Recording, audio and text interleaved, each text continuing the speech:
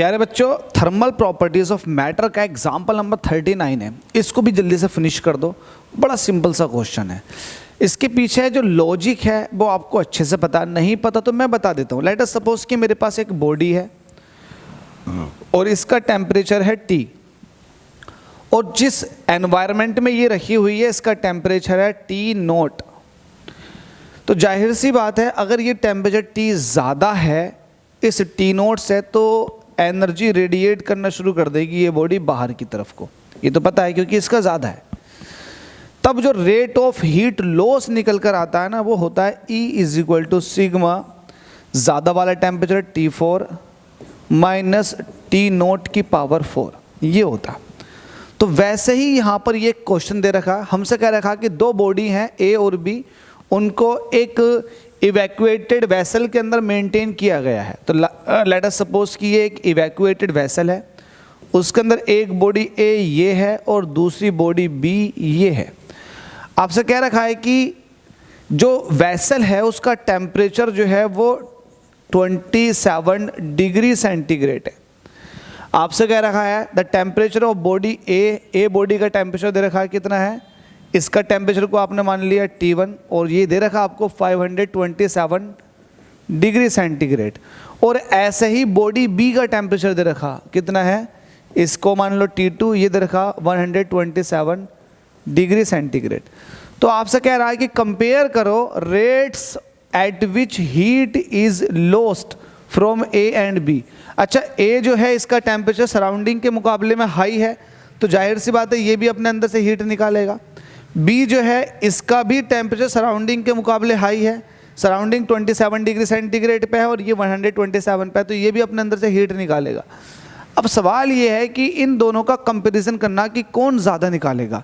तो यही पूछ रहा है, compare the rates eight which heat is loss from A and B।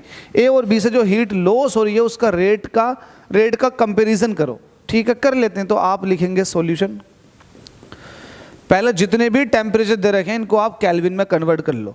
तो केल्विन में कन्वर्ट करेंगे, आपके पास T0 है, T0 कितना दे रखा, 27 डिग्री सेंटीग्रेड दे रखा। इसमें 273 ऐड कर देंगे तो ये केल्विन में आ जाएगा। 27 जोड़ देंगे 273 में तो ये हो जाएगा 300 केल्विन।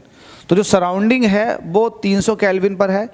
A का निकालेंगे तो T1 527, इसमें भी 273 ऐड कर देंगे तो ये हो जाएंगे 300, 5 और 3 800 केल्विन, ये हो जाएगा। ऐसे ही आप T2 को निकालोगे, ये 5 है, ध्यान देना। T2 कितना 127 है, इसमें 273 ऐड करेंगे तो ये कितना हो जाएगा, ये हो जाएगा 300 और ये हो जाएगा 400 केल्विन। ठीक है, आपने सारे टेम्परेचर केल्विन में निकाल लिए तो इसका बेनिफिट होगा, क्या होगा बता देता हूँ। मैं कह रहा हूँ रेट्स ऑफ हीट लॉस, तो ये होता है E is equal to sigma T की पावर 4 माइनस के T0 की पावर 4। ये सिस्टम का, ये सराउंडिंग का टेम्परेचर है। ठीक है, अब बॉडी A और B के लिए लिख लो डायरेक्ट। तो आप ये कह सकते हो EA अपॉन EB, जो रेट ऑफ हीट लॉस्ट है वो हो जाएगा सिग्मा। EA के लिए टेम्परेचर आपने देखा T1 की पावर 4 माइनस के T0, सराउंडिंग का तो T0 ही है दोनों बॉडी के लिए, A और B के लिए। वैसे ही यहाँ भी आ जाएगा सिग्मा। अब B के लिए टेम्परेचर है T2, तो T2 की पावर 4 माइनस के T0 की पावर 4। सिग्मा से सिग्मा कट गया। अब यहाँ वैल्यू पुट करो। जब आप वैल्यू पुट करेंगे तो T1 की वैल्यू कितनी है, T1 कितना 800, तो ये हो जाएगा 800 की पावर 4 माइनस T0 कितना, सराउंडिंग कितना 300, तो 300 की पावर 4 डिवाइड में। वैसे T2 की वैल्यू कितनी है 400, तो 400 की पावर 4 माइनस 300 की पावर 4। एक काम कीजिएगा, अभी आपको सॉल्व करना, सॉल्व करेंगे तो सॉल्व कैसे करेंगे, देखो ये 8 है और 2 0 लग रहे हैं, मतलब एक तरह का 100 है ये, तो ये भी 100 से मल्टीप्लाई हो रही है 8 की। जब 8 की 100 से मल्टीप्लाई करोगे, यार कॉमन सेंस की बात है, तभी तो 800 बनेगा। तो ये 800 है तो इसका मतलब 100 इसके पास भी है, 100 इसके पास भी है, 100 इसके पास भी है, 100 इसके पास भी है।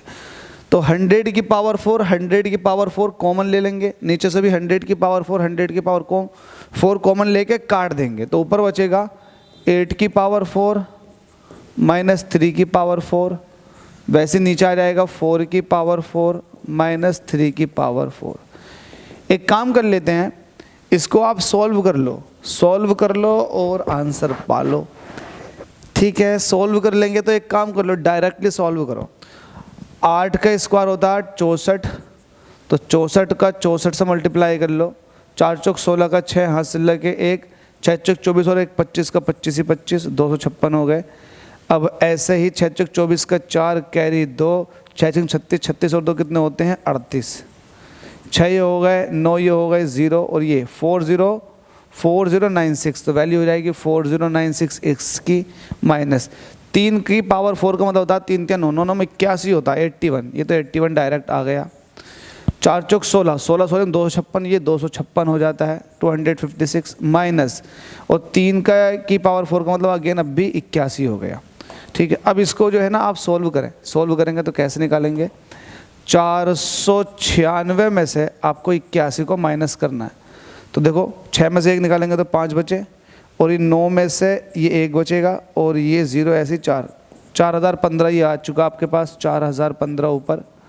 नीचे देखेंगे तो 256 में से 81 को माइनस कर दो, तो माइनस कर रहे हैं, यहाँ से 5 बचे, और ये 25 में से 8 निकाले। चलो एक काम कर लेते हैं, 15 में से 25 में से 8 निकालो जी, 25 में से 8 निकालेंगे तो 5 17 बचेंगे।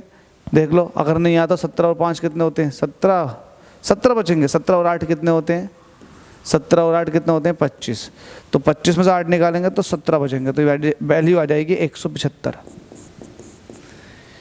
175 की 23 से मल्टीप्लाई करके देखो, 23 बार कट जाएगा ना ये 23 टाइम्स। देख लो एक बार, 175 की 23 से मल्टीप्लाई करेंगे तो 3 पंजे 15 का 5 कैरी 1, 7 21 और 1 22 का 2 कैरी 2, 3 एकम 3 और 2 5 का 5 5, ऐसे 5 2 10 का 0 कैरी 1, 7 2 14 और 1 15 का 5, हासिल लगा 1, 2 एकम 2 और 1 3 का 3 ही 3, तो 5 2 0 4 4025 4015 आ रहा है ना, 4025 वैल्यू देखो कितनी आ रही है, 5 एकम 5, फिर तो ऐसे ही हो जाएगा 5 और 2 पंजे 10 का 0, अच्छा 5 3 15 का 5 कैरी 1, और 7 21 और 1 22 का 2 कैरी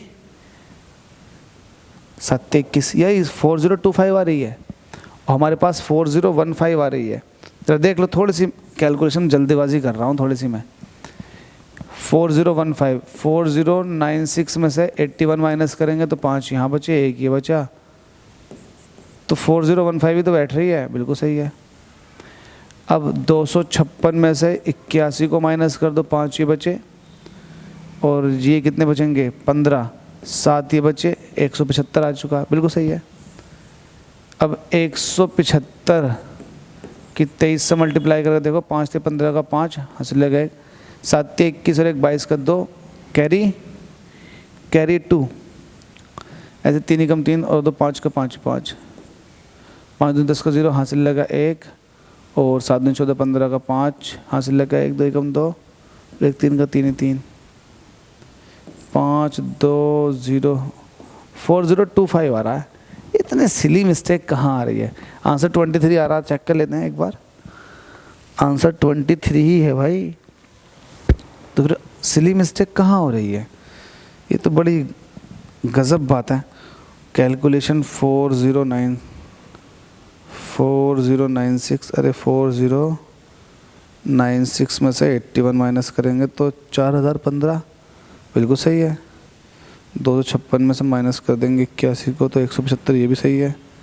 अब 4015 में से 4015 को भाग कर दो 175 से, तो 22.81 आ रहा है। अप्रोक्सीमेट आंसर लिखा हुआ है, इसका मतलब मुझे याद था ना इसका, तो ये 22.81 ही आएगा, जिसको अप्रोक्सीमेटली 23 कह दिया गया। तो EA/EB, छोड़ो ये हमारी गलती थी, हम इतना सोचने लगे, हमें डिवाइड करके ही देखना चाहिए था। मुझे आंसर डायरेक्ट याद था ना कि 23 है, तो वही देख रहा था यार, 23 तो एग्जैक्टली आ नहीं रहा। खैर EA/EB का जो रेशियो है वो 23 आ चुका है, तो इसका मतलब ये है कि EA मतलब पहली वाली बॉडी जो है वो 23 गुना, लगभग 23 गुना ज़्यादा हीट रेडिएट कर रही है as compare to the body B. Hope so समझ में आ गया होगा, कॉन्सेप्ट ये था। कैलकुलेशन भी कई बार करके देख ली और ये चीज़ भी आपने समझ ली कि हाँ ये वैल्यू आ रही है, एग्जैक्टली अप्रोक्सीमेट वैल्यू 23 है। तो टेंशन मत लेने का, आप कैलकुलेशन करो, माइंड फ्री होकर के आपके भी आंसर बिल्कुल सही आएंगे।